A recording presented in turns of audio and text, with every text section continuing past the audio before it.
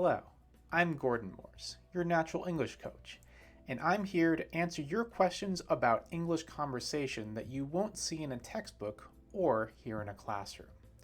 Let's look at the question we have for this week. How do you use the phrase "for the time being"?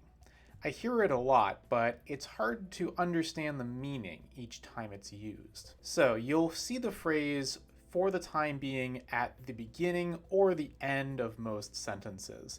It's a way of starting a statement or finishing it, and it modifies the meaning of whatever comes in between. So, "for the time being" specifies a time limit on what is said before or after. "For the time being" creates a time limit on what is said before or afterwards. What's important to note is that "for the time being" doesn't have a fixed or specific amount of time. It doesn't mean exactly 10 minutes, it doesn't mean exactly 1 hour, but different people might use those to mean that amount of time. It depends situation by situation, which can make it a little bit difficult when you hear it and don't quite know what the person actually means when they say "for the time being." Furthermore, it's also often used by people who don't really know how long the time is either.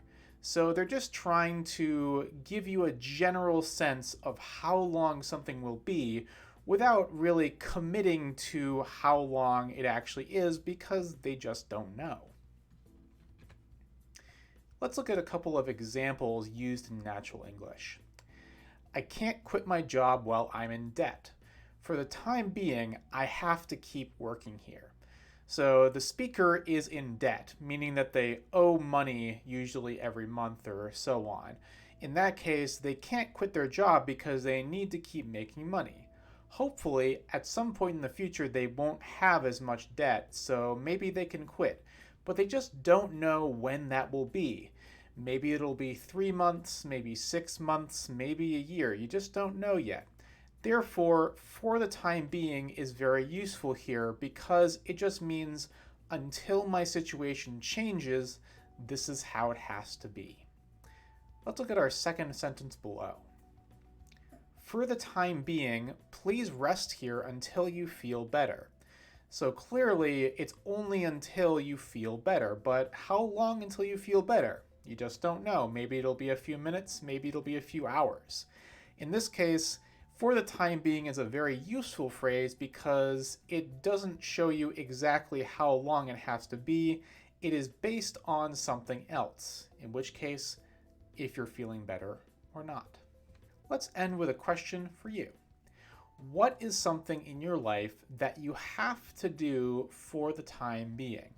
So there are many things that you have to do until they're finished, but you don't quite know when that's going to be, right?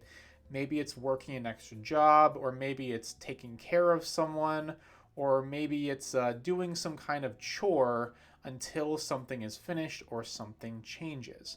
For example, maybe you have to take care of your friend's animal or friend's pet for the time being.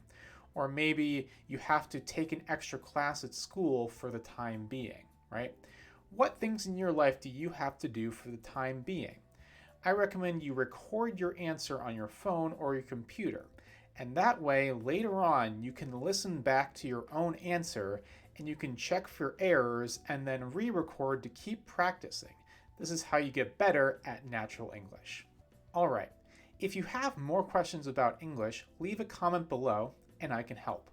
Also, if you want to learn more about personal English coaching with me, visit the website below and you can take a completely free natural English assessment.